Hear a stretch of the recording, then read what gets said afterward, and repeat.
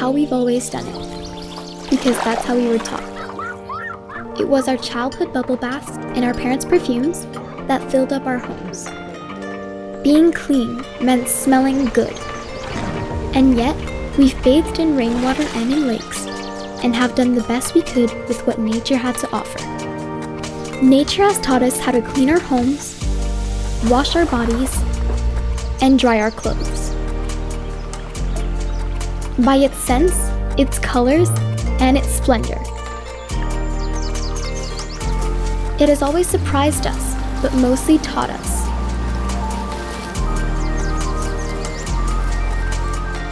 Nature showed us that, even with its great strength, deep down, it's fragile. It's always supported us, and now it's our turn to care for it. We need to stop thinking it's invincible. We must reflect before we act, before we consume. Let's give back what we owe it, and let's finally respect it. Cleanliness and environmental awareness are now impossible to separate. We have to adapt and find new ways to clean, rinse, and dry. Let's do without artificial fragrances and products that accumulate in our soils and rivers. Let's make long-term choices so that efficiency becomes synonymous with sustainability.